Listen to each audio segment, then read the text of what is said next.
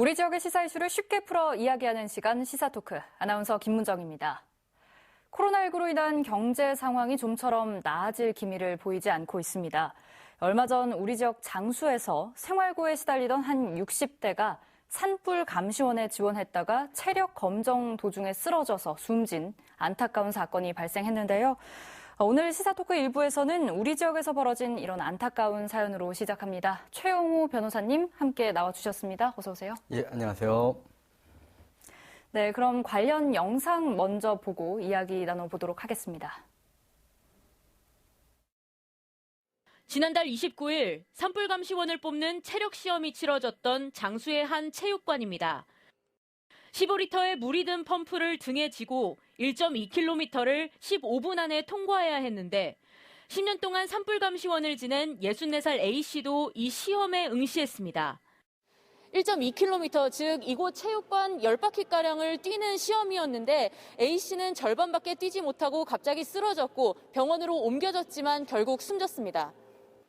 조그만 가게만으로는 모자란 수입을 해마다 넉 달여간의 감시원 활동으로 메꿔온 걸로 알려진 A씨. 올해는 코로나19에 하루에 7만 원가량을 받는 감시원 일자리가 더욱 간절했을 거라는 겁니다. 안 됐지, 장사가 전혀 이제 우리 시골도 그렇게 그 코로나 타격을 보더라고. 44명을 뽑는데 A씨 등 69명이 몰렸고 지원자 대부분이 60, 70대 고령자였습니다. 그분들이 1200m를 등짐을 메고 뛴다는 것이 그 시옷 걷는 거 한번 상상을 해보셔봐, 그냥. 산불감시원 체력시험이 강화된 지난해 전국에서 3명이 시험을 치른 뒤 숨졌습니다. 산림청이 이에 따라 지자체 재량으로 기준을 낮추는 걸 허용했고 장수구는 이번에 완화된 기준으로 시험을 진행했습니다. 응시자 연령대를 고려해서 체력 검정 기준, 거리나 무게 등을 자체적으로 좀 조정을 하라.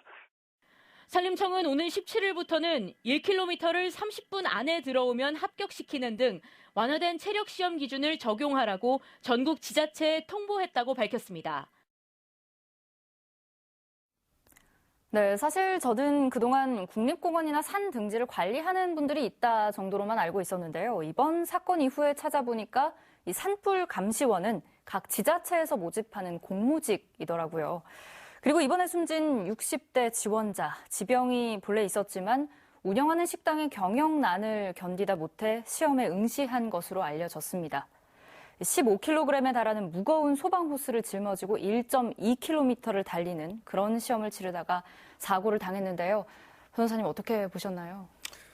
산불감시원은 이제 각 초소에 이렇게 있다가 산불 징후가 이제 발견이 되면 지자체나 이제 소방서에 알리고 이제 초기에 이걸 진압하는 업무를 해요. 그래서 사실은 좀 활동량이 좀 적다고도 볼 수 있지만 긴박한 상황에서는 직접 불도 꺼야 되니까 체력도 요구가 되는데 네. 이게 이제 수십 년 동안 이게 있으면서 사실 월에 한 1회 7만 원, 월에 한 200만 원 정도 돈을 받는데 이제 그 전에 아마 공정한 채용이라는 문제가 좀 있었을 거예요. 그래서 산림청에서 강화된 기준을 좀 적용을 했었어요. 그래서 꼭 체력 검정을 좀 거쳐라. 그 전에는 면접이나 뭐 서류만으로 이렇게 뽑았다 선발을 했다고 한다면 꼭 체력을 거쳐라 해가지고 이게 좀 강화가 돼서 작년에 좀 사고가 많이 발생을 했고 이제 올해 또 이걸 좀 완화했다고 하긴 하지만 체력 검정을 하면서 그런 생각이 들어요. 코로나로 좀 일상이 좀 어렵고 한 달에 한 200만 원 버는 일이 어떠한 군단위 지역에서는 큰 수입원이기 때문에 좀 절박하게 응모를 하고 또 군단위에서 연세 드신 분들도 많고 하다 보니까 그런 상황들이 좀 맞물려서 이런 좀 사고가 발생한 게 아닐까 좀 굉장히 좀 슬픈 일인 것 같아요. 네, 특히 산불 조심 기간인 봄철과 가을철에 집중적으로 일을 하는 한시 인력이다 보니까 이런 코로나 시국에 자영업자나 어르신분들께는 이 산불 감시원 일이 말씀하신 것처럼 부수입원 역할도 톡톡히 할 것 같습니다. 이번에 숨진 60대 남성도 살림의 보탬이 되려다 이런 변을 당한 건데요.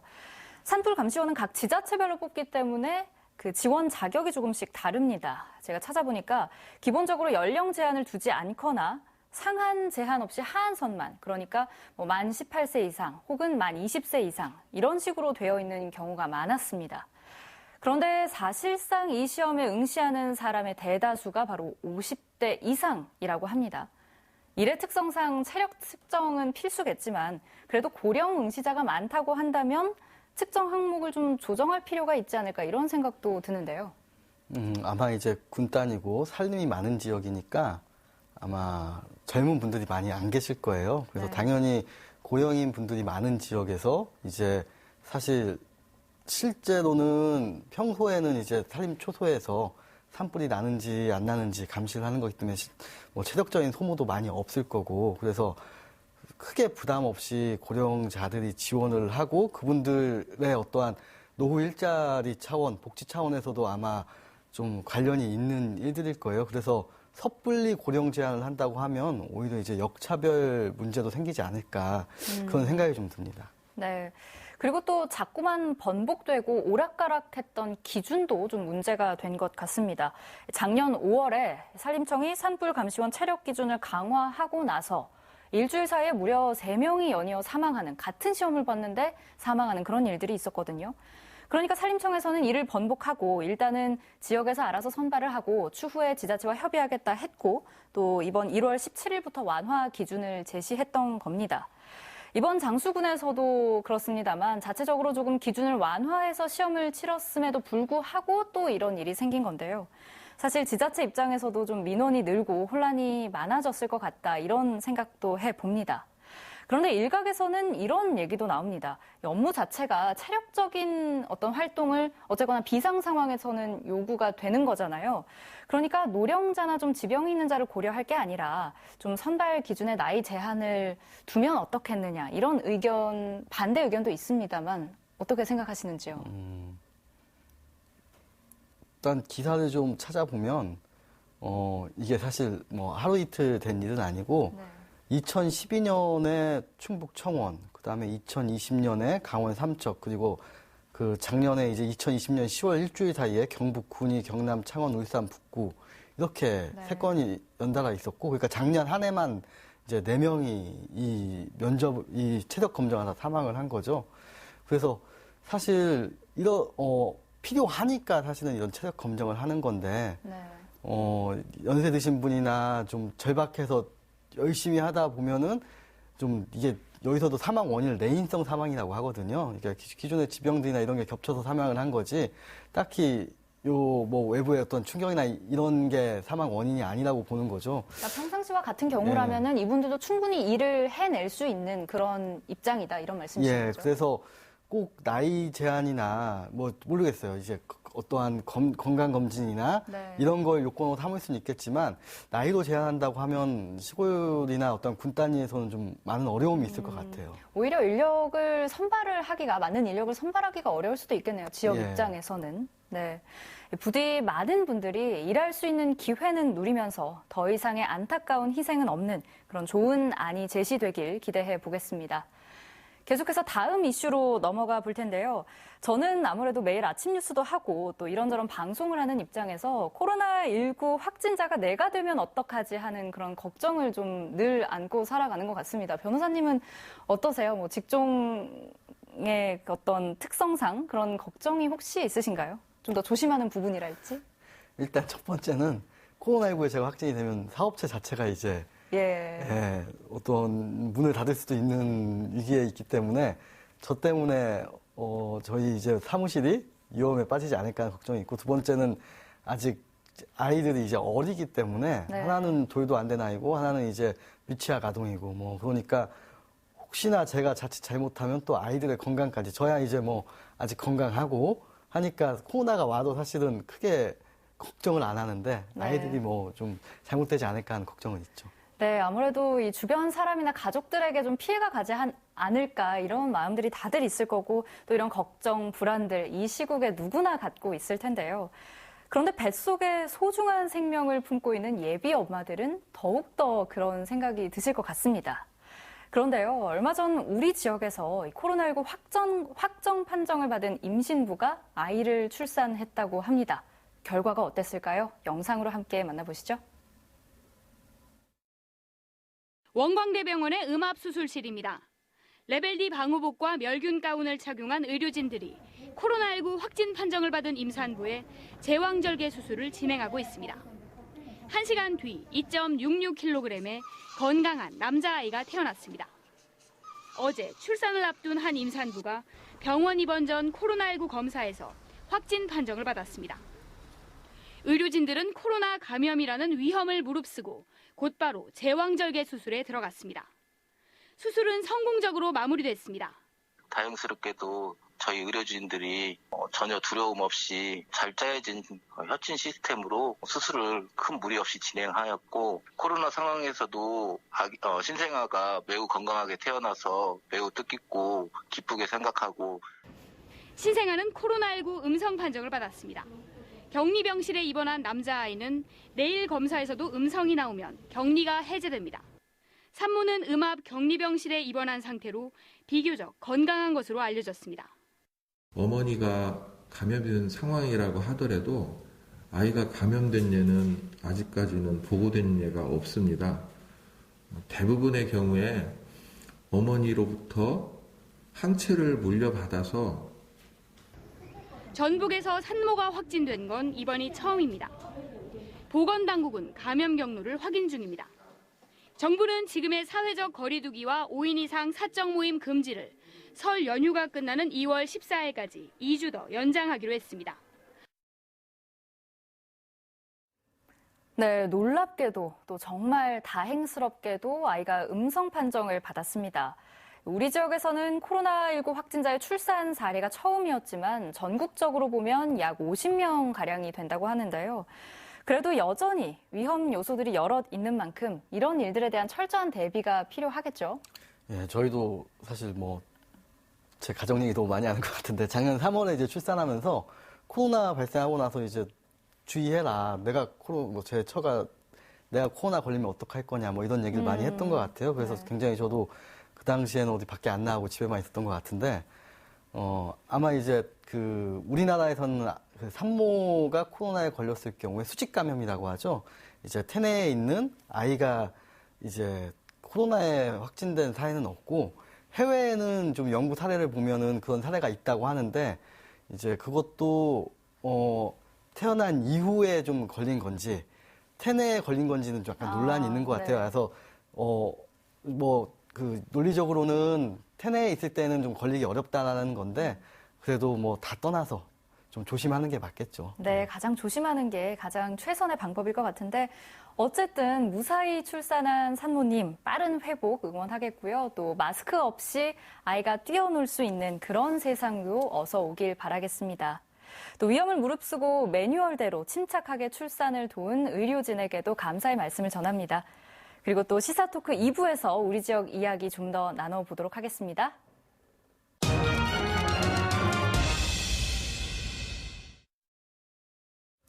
네, 2부에서는요, 우리와 가깝고도 먼 그들, 또 친숙하지만 낯선 이장과 통장 얘기로 이어갑니다. 흔히 마을의 터줏대감이자 해결사로 인식되는 이장, 그리고 도시 지역의 이런저런 일들을 맡아 하는 통장, 이들의 역할과 또 지역에서 벌어진 몇 가지 사건들에 관해서 다뤄봅니다. 김남규 참여자치 전북시민연대 공동대표, 그리고 김정호 전라북도 이장통장연합회 고문 나와주셨습니다. 어서 오세요. 네, 전국 228개 지자체에 약 9만 5천여 명의 이 통장이 있다고 합니다. 시에서는 통장, 그리고 면이나 군단위에서는 이장을 선출하는 걸로 알고 있는데 맞나요, 고문님? 네, 그렇습니다. 네, 그러니까 이장은 마을 주민들이 뽑지만 통장은 적격자를 선발하는 건지 아니면 둘 다 함께 주민들이 모두 선발을 하는 건지도 궁금합니다. 이장이나 통장이나요? 현재 지금 주민들의 직접 선거로 네. 선출을 해서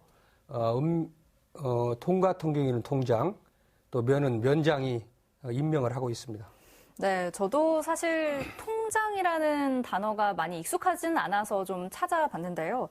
행정구역 단위를 공무적으로 구분을 할 때 행정동의 하위 행정구역으로 도시지역의 가장 작은 관할 단위를 통이라고 한다고 하는데요. 그래서 통장은 이 통을 관리하는 건데 요새는 또 아파트 사는 분들도 참 많다 보니까 이 동대표 이런 것과 헷갈릴 수도 있겠지만 그런 자치적인 대표라기보다는 어쨌거나 공무의 보조 업무를 하는 자로서 공식적으로 임명된 사람이다 이렇게 보시면 될 것 같습니다. 이게 제가 또 찾아보니까 조선시대 오가 작통법 그러니까 이제 5가구를 하나의 통으로 묶는다 이런 것에서 유래했다 이런 이야기도 있더라고요. 어쨌든 우리가 지금에 와서 행정구역상으로 통을 인식하는 경우는 잘 없는 것 같은데 혹시 통장과 관련해서 이 법에 나와 있는 직책의 공식적인 의미나 역할 이런 것들이 있을까요? 우선 이제 행정 조직을 좀 살펴보면은 이제 광역지자체가 있고 기초지자체가 있죠. 광역시나 특별시는 그 밑에 이제 자치구를 둬요. 그럼 그 밑에 이제 각 동이 있는 거죠. 그 다음에 그냥 일반 기초지자체 같은 경우엔 전주시 같은 경우엔 50만 이상 도시이기 때문에 자치구가 아닌 구가 있는 거죠. 그래서 완산구, 덕진구가 있고 그 밑에 이제 동이 있어요. 그러면 이제 기초지자체 중에서 시는 동이 있는 거고 간단하게 설명하면 이제 그 군 단위 같은 경우에는 읍면이 있어요. 이제 거기까지가 지방자치법에 정해진 어떠한 그 최하위 조직이고 지방자치법에는 이제 조례에 따라서 하부 조직을 둘 수 있다 해가지고 동 단위 밑에는 이제 통이 있는 거고 읍면 단위 밑에는 리가 있는 거예요. 그리고 또 그 밑에 사실은 저희가 뭐 그 통반이 있어가지고 통 밑에 반이 있고 리 밑에 또 반이 있어요. 그래서 최하위 조직은 최하위 어떠한 행정 조직은 반인 거고 그 위에 통과 리가 있죠. 그래서 아마 이제 통장이장에 대해서 사실 저도 사실 친숙하진 않아요. 아마 예전에 뭐 민방이나 예비군 훈련 때 좀 얼굴 한번 뵀을까. 뭐 보통 그때 좀 뵙는 것 같은데 이제 일단 주민과 행정 사이의 가교 역할을 하거나 이제 무슨 사실 확인, 그 다음에 개발 사업의 협조, 그 다음 뭐 이런 걸 하고 있는데 이제 이거를 통합하는 법은 없어요. 뭐 통합해서 이장의 업무, 뭐 통장의 업무 통합하는 법은 없고 개별법에 이렇게 기준이 돼 있거든요. 그래서 민방위 기본법에는 민방위 대장, 주민등록법에는 주민등록 전입신고 내용 확인, 뭐 국민연금법에는 농업어임 여부 확인하고 그다음 뭐 공익사업법, 농업소득보전법에는 이제 경작사실 확인, 뭐 이런 일들이 각 개별법에 이렇게 규정이 된 업무를 하고 있죠. 네. 말씀하셨듯이 일반적으로 통장은 이 행정기관과 주민들의 가교 역할을 하는데요. 보통 행정동 내 농촌 지역에 포함이 돼 있으면 뭐 자연적으로 형성된 마을 한 곳당 혹은 뭐 소규모 마을이라면 소규모 마을들을 좀 몇 개 묶어서 통장 한 명을 선출을 하고 또 아파트나 공동주택단지는 규모에 따라서 뭐 한두 명을 선출하는 경우가 있다고 합니다. 그렇다면 이 통장이 가진 가장 중요한 권한, 또 가장 중요한 역할, 무엇이라고 할 수 있을까요, 김 대표님? 일단 그 역할에 대한 시각의 문제를 저는 좀 말씀을 좀 드리고 싶은데 이제까지 통리반장 같은 경우는 행정단위 하위 개념, 또 뭐 행정과 주민과의 가교 역할 이렇게 말씀하시지 않습니까? 네. 그런데 이제 통장이나 이장을 또 주민이 직접 선출한다는 거, 그 다음에 분권과 자치시대의 개념으로 보면 오히려 주민의 어떤 요구, 이런 것들을 행정에 전달하고 해결하는 역할로 가야 맞다라고 보는 거고요. 지금 이장, 뭐, 통장 이렇게 부르는 것보다는, 주민 뭐 자치회장, 주민자치회, 이렇게 이제 개념적으로 좀 가야 된다고 봅니다. 어쨌든 현재까지는 수많은 어떤 행정의 요청사항을 주민들에게 전달하고 이 중간의 역할을 하는 건데 사실은 너무 복잡해요. 사실은 공무원들이 해야 되는 일을 주민 대표가 중간에 서서 대신해 주는 역할인데 이걸 아까도 말씀드렸지만 주민자치회, 주민의 대표로서의 역할을 할 수 있는 그런 어떤 권한과 역할로 좀 더 나아가야 되지 않을까 이렇게 생각을 합니다. 네, 말씀하신 게 아마 이 주민자치의 중요성이 요즘 더 커지고 있는 만큼 그 역할과 권한도 더 좀 줘야 한다 이런 말씀이신 것도 같은데 공무원은 아니지만 이 공무원 급수로 따지면 통장이 약 15급 정도에 속한다 이렇게 알고 있는데요. 월급도 받는지 또 이외에 통장이 되면 어떤 복지 혜택들이 있는지도 좀 궁금합니다. 네, 2019년까지는 수당 20만 원에 회의비 4만 원을 받고 있었습니다. 네. 근데 2020년부터 수당이 10만 원이 인상돼서 수당 30만 원이 받고 있고요. 네. 월 2차례 회의비 수당으로 2만 원씩 해서 4만 원을 받고 있습니다. 또 업무 중에 사고가 일어났을 때 혜택을 받을 수 있는 상해보험 혜택을 받고 있죠. 네. 그러면 이 통장을 희망하는 분들이 많은지 또 통상적으로 어느 정도 경쟁률을 보이는지도 좀 알고 싶고요. 혹시 이 통장 일을 하면 좀 향후에 정계 진출 시에 유리한 뭐 그런 점도 있을까요? 경쟁률을 말씀하시는 것 같은데요. 네. 우리 어릴 적에는 마을에 구장이라고 했죠.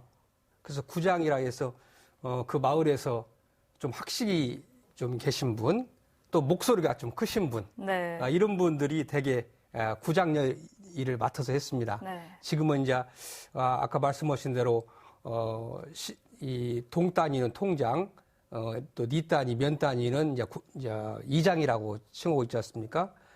그런데 지금은 귀농 귀촌하신 분들, 또 축산인들, 또 다문화 가정, 또 특히나 여성분들이 여기에 관심을 갖다 보니까 구성원이 좀 다양해져서 그렇죠. 그런 거겠죠. 좀 이렇게 과열 경쟁도 좀 있고, 네. 또 뭐 그 경쟁 자체가 과열되다 보면은 좀 단점도 나타나지만 또 한편으로는 장점도 있습니다. 예. 네. 예. 그러면 이 김남규 대표님과 최영호 변호사님께서는 이 통장이 급여나 이런저런 복지 혜택을 받는 거에 대해서 적정하다고 보시는지 좀 듣고 싶습니다. 먼저 대표님.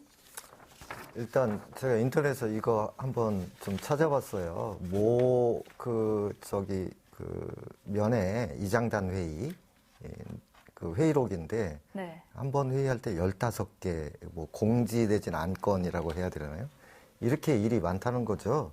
뭐 마을 동향 보고부터 시작해 가지고 김장철 뭐 수돗물 주의 등등 농사정보 각종 보조금 정책 뭐 이런 부분까지 너무 일단 일이 많다라고 하는 것을 제가 보여드리기 위해서 뽑아와 봤고요. 어쨌든 하는 일에 비해서는 받는 뭐 월급도 아니고 무슨 그 수당도 아닌 30만 원 너무 적은 것 같고요. 네. 아까 고모님께 여쭤보니까 회의 수당 한 번에 2만 원씩 월 4만 원이라고 하더라고요. 거의 뭐 회의 시간에 보면 시급 수준도 못 미치는 이런 거라서 사실 역할 대비 어떤 그 지원이라고 하는 것을 좀 많이 고민해 볼 필요가 있다고 생각합니다. 네, 변호사님은 어떻게 보십니까? 일단 제가 여기에 대한 판단보다는 좀 설명을 좀 드리면은 지방자치단체 예상편성 운영 기준이라고 해가지고 거기에서 이제 통장, 이장, 반장 활동 보상금이 있어요. 그래서 업무 수행에 이거는 뭐 임금이 아니에요. 근로자에 대한 임금이 아니라 이제 업무 수행에 소요되는 이제 실비 변상조로 이제 지급을 하는 건데.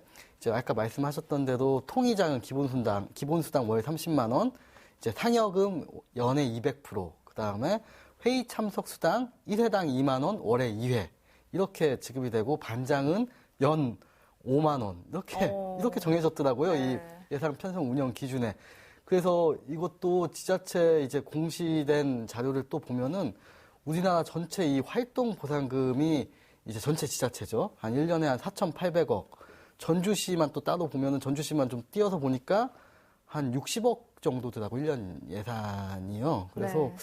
뭐 이거에 대해서 이제 각자 좀 판단을 하겠지만 일단은 만약에 이게 근로자로 봐서 임금이라고 한다면 좀 택도 없지 않을까라는 생각도 좀 들고 좀 그렇지 않고 또 여러 이장이나 통장도 여러분이 계실 거고 그냥 시험시험 하시는 분 같은 경우에는 뭐 하는 일에 많이 받겠다라는 분도 계실 거고 뭐 여러 가지 사람마다 좀 다를 것 같습니다. 네, 그러니까 다양하겠지만 두 분 다 좀 어쨌거나 현 실정에 이게 맞는 걸까에 대한 의문은 조금 있으신 걸로 알겠습니다. 그리고 통장과 하는 일에는 좀 차이가 있을지언정 이장에게도 같은 수당과 복지 혜택이 주어집니다. 앞서 잠깐 변호사님도 얘기를 하셨지만 전국적으로 9만 5천 명의 이 통장 분들이 활약을 하고 계시단 말이죠. 그렇다면 이게 결코 적은 예산으로만 볼 수는 없을 것 같은데요. 이에 대해서 좀 어떻게 생각하시는지 들어보겠습니다. 먼저 고모님, 지금 이 통장 연합회 고문으로 계시잖아요. 좀 실질적인 얘기들을 해 주실 수 있을 것 같은데요. 사실 활동하는 일에 비하면 수당이 많다고는 생각하지 않습니다. 네. 사실 수당이 문제가 아니고 봉사와 어떤 참여 정신이 없으면은 사실 이 이장 통장의 역할을 다 할 수 없다고 생각하거든요. 근데 이장 통장의 역할을 하나 되새겨 보면은 하나 둘 문제가 아닙니다. 사실은 특히 이제 시골의 마을 대다수가 혼자 사시는 분들이 대다수가 많잖아요. 네.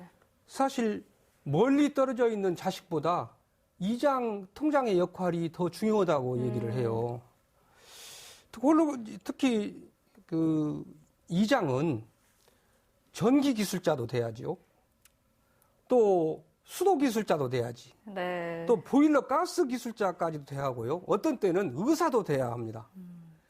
아프거나 불편한 점이 있으시면은 먼저 그 사람들이 찾는 사람은 이장과 통장이거든요.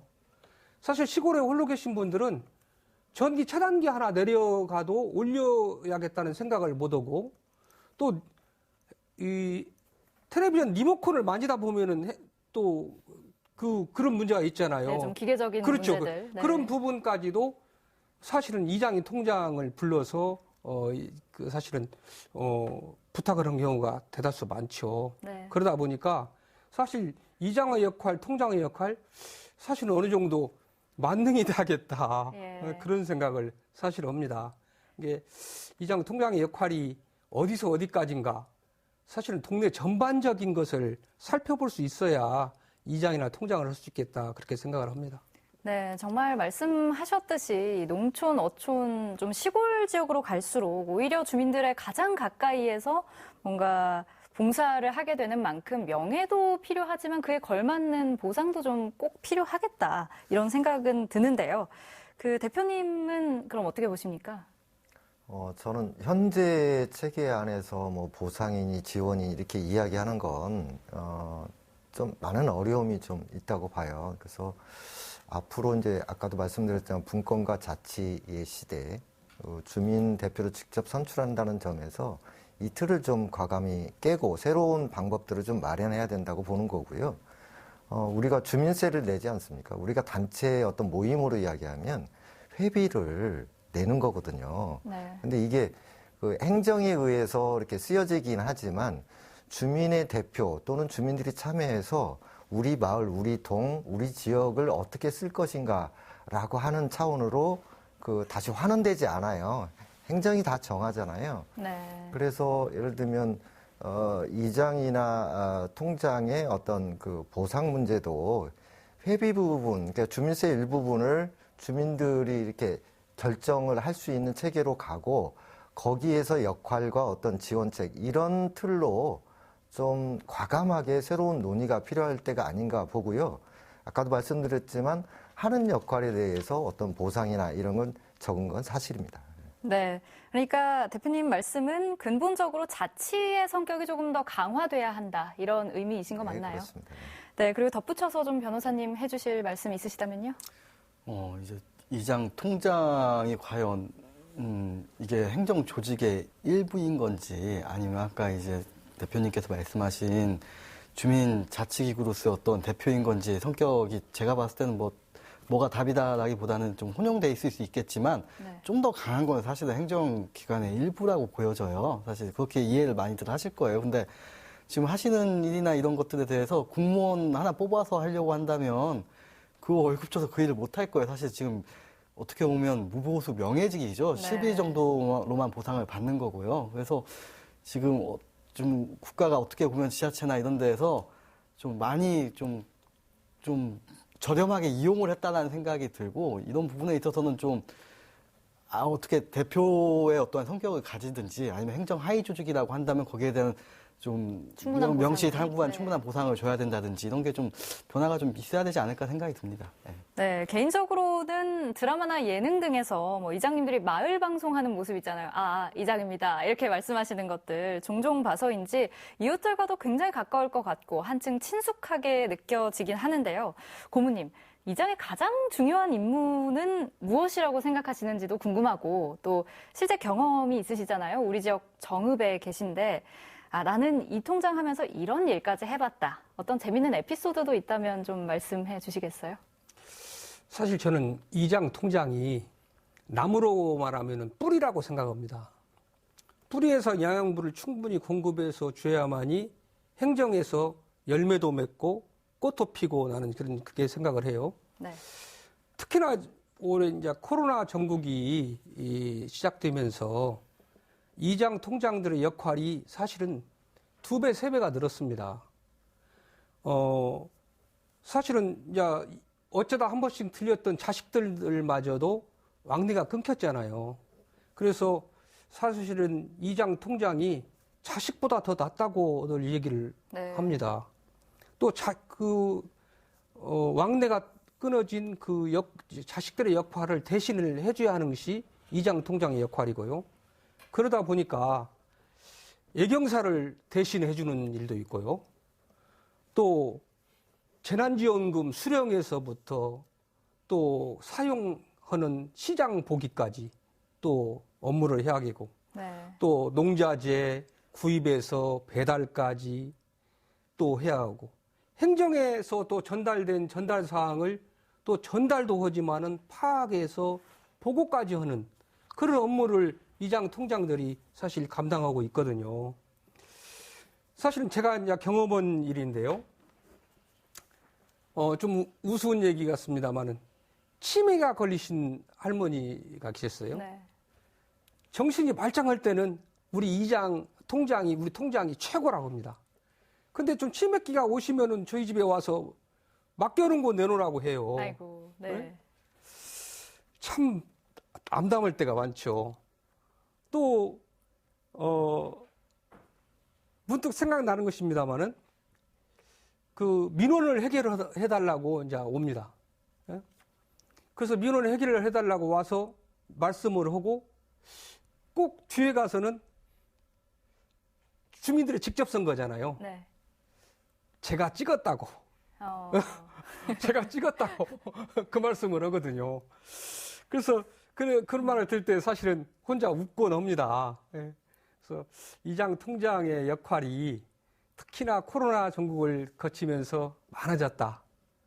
또 많은 그 동네의 에피소드도 안고 있지만은 그 동네의 장단점을 그만큼 알고 있잖아요. 네. 그래서 웃고 또 소통하면서 이렇게 더 덕담도 나누면서 이렇게 어르신들과 또 이렇게 소통도 하고 이렇게 하면서 지냅니다. 예.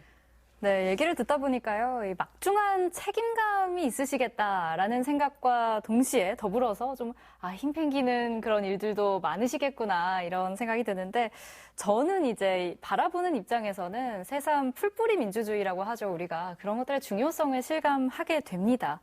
그런데 또 지금과 같은 특수한 코로나 상황에서 이 통장분들이 하는 역할이 더욱 확대됐다고요. 그렇죠. 이 코로나가 시작되면서 이 통장들이 분주해졌습니다, 사실은. 조속으로 어르신들을 살펴봐야 하는 부분도 있고요. 네. 또 어르신들이 노인당 출입이 지금 통제를 하고 있잖아요. 그러다 보니까 전부 다 개인적으로 집에 계셔요. 그러다 보면은 어떤 데는 추운 데서 계시는 어르신들도 있거든요. 네. 그래서 그 보일러 가동하셔서 좀 따뜻하게 계시라. 저런 것을 보면은 사실은 멀리 있는 자식보다 더 이장 통장들이 낫습니다, 요즘은. 네. 예, 또 가까이 하고 있고. 예. 네, 그러면 지금까지 이렇게 이장 통장 하는 역할들을 많이 말씀해 주셨는데 이 통장 협의회가 어떤 단체인지도 간단하게 좀 말씀해 주신다면요? 저는 정읍시 협의회장을 3선을 했고요. 전라북도 연합회장을 3선을 했습니다. 네. 협의회를 거치면서 시장 군수 국회의원들은 선거 한 번이면 되잖아요. 저는 도협의회 연합회 회장을 하려면 4번을 선거를 해야 해요. 그래서 동네별로 주민들이 선출해 준 이장이나 통장이 읍면동에 또 이장 통장의 선거로 협의회장이 됩니다. 그래서 그렇게 되면은 내 동네 일도 살펴야겠지만은 협의회 차원에서 전체적인 의견 수렴을 해서 행정하고 서로 또 연결을 해야 하거든요. 그래서 협의회 자체는 이장 통장들의 복지 문제나 또 이장 통장들의 어떤 사각지대에 있는 어떤 애로사항이나 이런 것을 행정에 전달도 하고 또 행정의 지원을 받을 건 받고 그런 업무를 하죠. 네, 알겠습니다. 그리고 또 김남규 대표님께서는 귀촌을 하셨다고 들었습니다. 귀촌 생활하면서 이장의 역할이 이런 거구나, 이장이 이런 일까지 하는구나 이렇게 새롭게 느낀 점들이 혹시 있으시다면요? 농촌마을로 귀촌한 지 11년 됐는데요. 먼저 전제해야 될 건 마을 사람 입장에서 보면 저는 아직 마을 사람이 아닌 거고요. 왜냐하면 이 그 생활 형태가 여전히 저는 출퇴근하고 그 농업 부분과 관련해 조그만 텃밭을 하고 있지만 마을 사람들하고 깊이 이렇게 소통할 일이 별로 없다는 점을 전제해서 말씀을 드리고요. 네. 일단은 그 도시에서 살 때는 아파트 살 때는 통장님한테 물어볼 일이 별로 없었어요. 그런데 무슨 일이 발생하든 이장님한테 물어봐야 어떤 것이 정리되는 이런 것들이고요. 뭐 예비군 훈련 통지서는 물론이고 제가 뭐 그 퇴비나 농자재 이런 걸 신청을 뭐 하면 제가 뭐 트럭이나 이동 수단이 없을 때 누구한테 부탁합니까? 이장님한테 부탁하면 트랙터로 제 그 밭까지 갖다 주시는 등 사실은 생활과 밀접히 관련돼 있어요.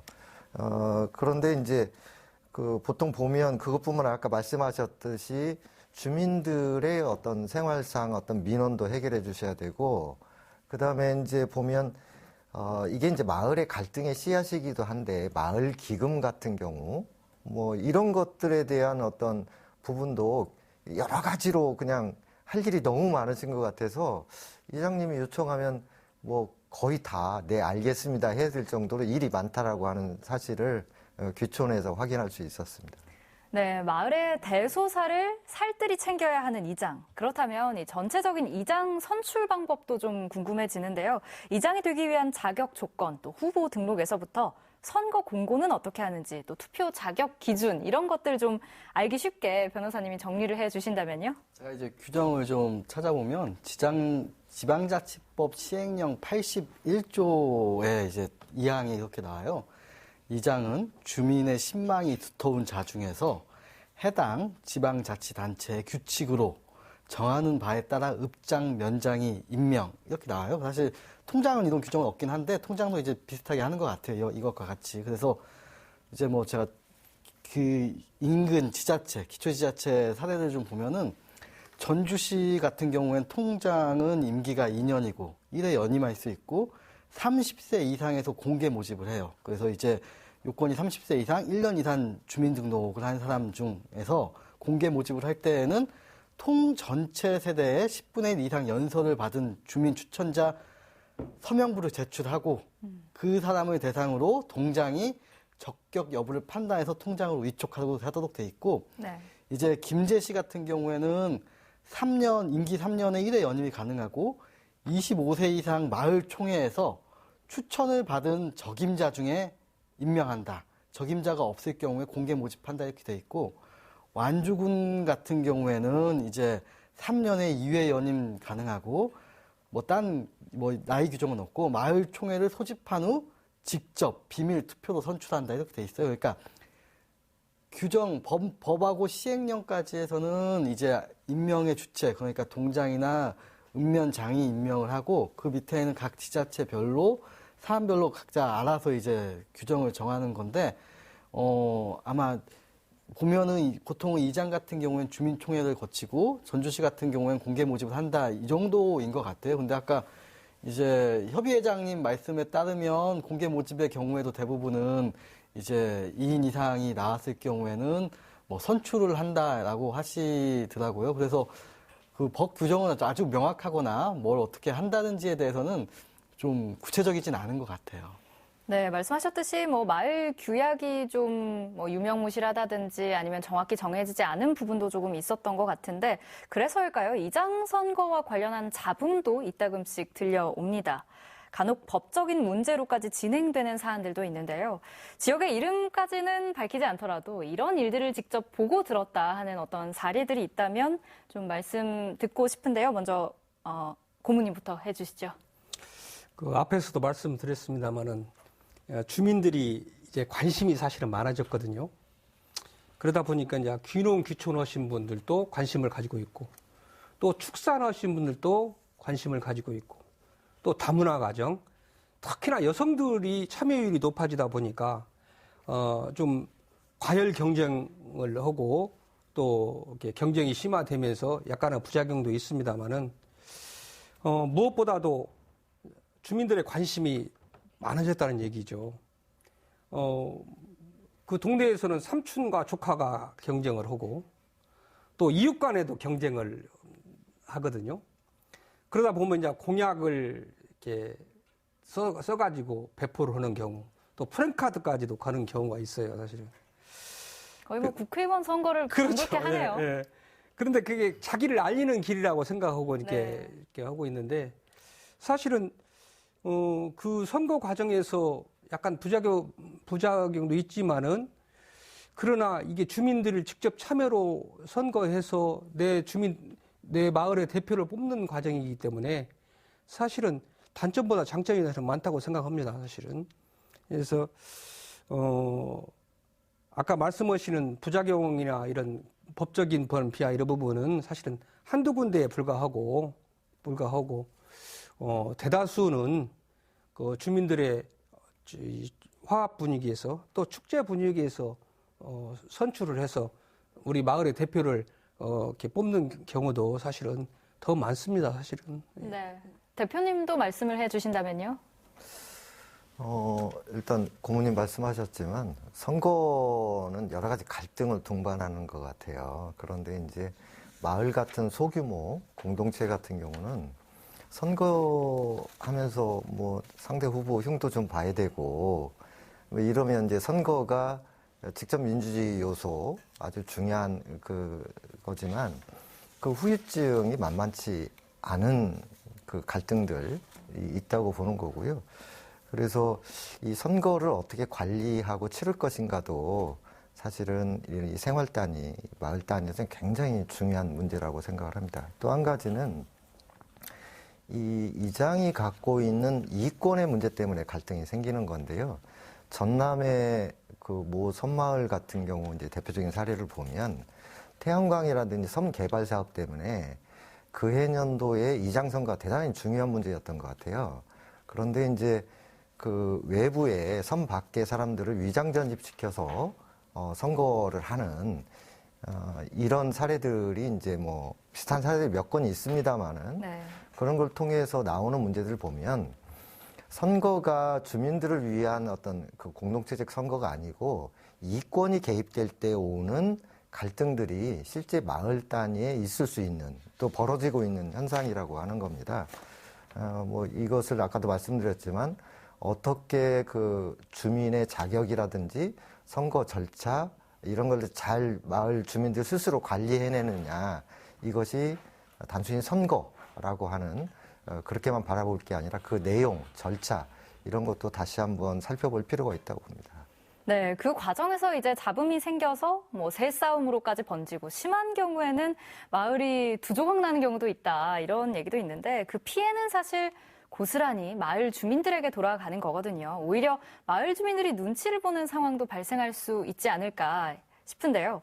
그래서 이장 선거가 공신력을 갖추기 위해서 이런 것만은 적어도 지키자, 이런 제도를 만들자. 이렇게 제시하고 싶은 것들이 세 분 모두 있으실 것 같습니다. 각자 얘기 들어보겠습니다. 먼저 변호사님.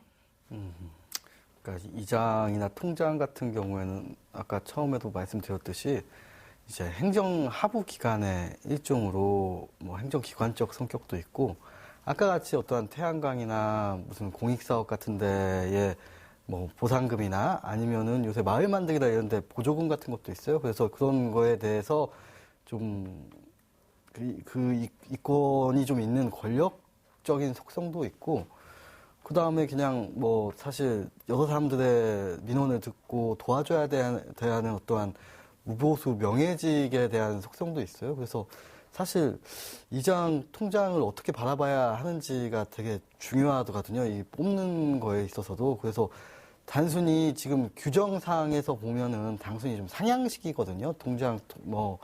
동장이나 읍면장이 임명하는 걸로만 되어 있고 그 외에는 이제 각 지자체에서 선출할 수 있다 정도로만 규정을 하고 있는 거라 좀 요 부분에 대해서는 그냥 뭐 마치 맡겨 놓는 거에 끝나는 게 아니라 좀 더 대표성을 좀 강화하고 거기에 대표성과 함께 본인의 어떠한 책무성, 보상까지 좀 같이 가야 정확한 업무도 생기고 그 부분에 대해서 좀 그 권위와 본인의 어떠한 그 자부심도 생기지 않을까. 지금같이 좀 막상 놔두면은 좀 당연히 자본도 생기고 불평불만도 많고 그럴 것 같습니다. 네, 고모님 생각은 어떠신가요?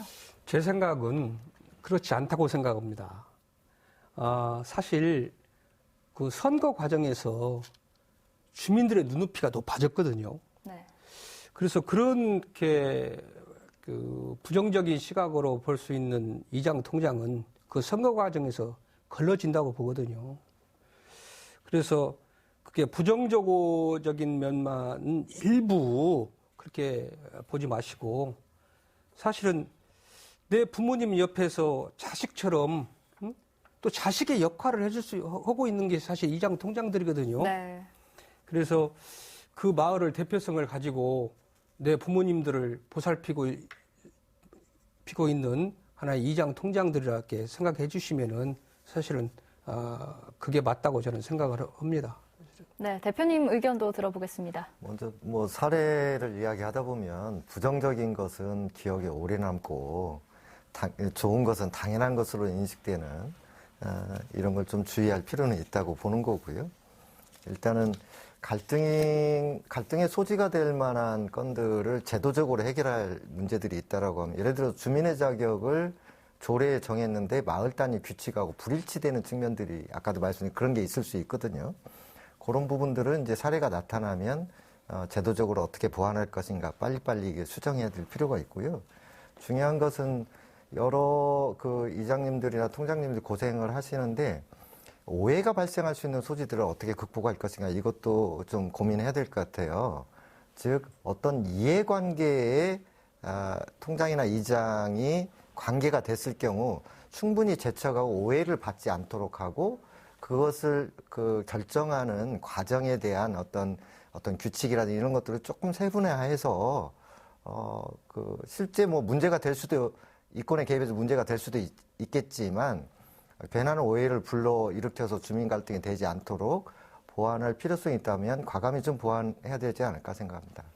네, 또 요즘 귀농귀촌 인구가 늘면서 농촌의 새로운 유형의 갈등들이 심화되고 있다고 하는데 그중에 하나가 텃세 문제죠. 원주민들은 이주민들이 농촌 사회의 어떤 관습들을 이해하지 못한다고 생각을 하고 또 이주민들은 원주민들의 마을 운영이 좀 합리적이지 않다라고 생각해서 서로 갈등이 생긴다고 합니다. 그래서 일례로 어느 마을에서는 이 청년 농부의 귀촌을 반대한다 이런 현수막이 내걸리기도 했다고 하고요. 또 문서 작업 등 여러 절차에 밝은 이주민이 원주민을 마을 사업에서 배제한 채 좀 일을 하려고 하는 역텃세 문제도 있는 만큼 이게 그냥 단순히 뭐 원주민이 텃세를 부린다라는 시각으로만 이제는 더 이상 볼 수는 없을 것 같은데 서로의 입장에서 어떤 자세가 필요하다고 보시는지 의견 들어보도록 하겠습니다. 먼저 고모님. 실제로 귀농 귀촌 하신 분들 또 다문화 가정에서 이장 통장이 되는 경우가 있습니다. 저희 시에도 있거든요. 네. 아주 성공적인 거로 정착되신 분이라고 저는 생각을 해요. 저는 귀농 귀촌학교에 가끔 강의를 하는 경우가 있거든요. 그때 강의 때 제가 그분들한테 말씀드리는 것이 꼭 그 마을의 이장이 한번 되어보십시오 하고 부탁을 합니다. 네. 사실 귀농 귀촌 하신 분들은 그 법이라는 것을 내세우거든요. 근데 실질적인 저는 생각할 때 법보다 더 상위법은 그 마을의 민심이라고 생각을 해요. 그래서 그 민심을 헤아리지 못하고 귀농 귀촌 하시면은 울타리부터 탁 치죠. 예? 그래서 제가 귀농 귀촌 강의 때 그 말씀을 합니다. 울타리부터 치지 마시라. 주민들하고 소통을 하십시오. 그런 말씀을 드리는데요. 근데 그때 그분들이 정착을 하지 못하고 올라가시는 분들은 꼭 이장 요구를 해요. 이장이 어째서 그랬다 하고 요구를 합니다. 근데 실제 그 사람들은 법을 너무 앞세워서 그래요. 법대로 하자. 이런 식이거든요. 소통이 안 된다는 얘기죠, 결국은. 근데 그 마을의 법보다는 그 마을의 민심을 먼저 잊고 주민들하고 소통을 해야 할 것 같다. 그런 얘기를 제가 강의 때 합니다. 근데 귀농 귀촌하신 분 중에서도 잘 정착을 해서 현재 이장, 통장을 하고 계신 분도 계시고 또 그분들은 사실 성공적인 얘기를 합니다. 다 소통이 된 분들이죠. 그래서 텃세라기보다는 그 마을의 민심을 못 읽는 거예요. 그 사람들은. 그래서 제가 귀농 귀촌 하신 분들한테 늘 부탁을 합니다. 그 마을의 이장도 한번 되어보시고 그 마을의 주민들과 소통을 하십시오. 이렇게 부탁을 하기도 합니다. 네, 대표님 말씀도 들어보고 싶은데요. 예. 이제 이주민으로서의 생각도 있으실 테고요, 물론. 뭐 저도 약간 텃세를 좀 안 느꼈다고 하면 거짓말이고요. 예. 근데 그 다양하게 이제 변화하는 과정에 있는 것 같아요. 예를 들면 우리 마을 같은 경우도 도시 아파트에 살면서 출퇴근하는 농사를 하고 있어요. 근데 이제 마을 주민들의 입장에서 보면 저게 뭔 마을 주민이냐, 저건 농사가 아니다라고 하는 시각이 일부 있기도 합니다. 그러니까 이런 시대의 변화가 그 마을에 주는 충격을 마을 주민도 이제 좀 생각할 시간이 필요한 거고, 또 귀농 귀촌한 사람도 기존의 생활의 어떤 그 문화와 정서 이런 것들을 좀 이렇게 이해하는데 시간이 좀 걸리는 부분이 좀 있다고 봅니다. 네. 사람을 뜻하는 한자 이는 서로 기대어 있는 모습과 닮았죠. 오늘만큼은 혼자서 온전할 수 없는 우리가 이 동네 이웃들과 같은 하늘을 보고 같은 흙을 밟으며 살아가고 있음을 한 번쯤 떠올려 보면 어떨까요? 우리 동네를 위해서 솔선수범하는 분들의 노고와 또 주민들의 신뢰가 더욱 따뜻한 마을 풍경을 그려낼 수 있을 것 같습니다. 오늘 시사토크는 여기까지입니다. 그리고 다음 주 시사토크는 한 주 쉬어갑니다. 코로나19로 참 어려운 상황이지만 마음만은 그 어느 때보다 풍성한 명절 보내시고요. 저희는 더 의미 있는 얘기들로 인사드리겠습니다. 오늘 함께해 주신 여러분 고맙습니다.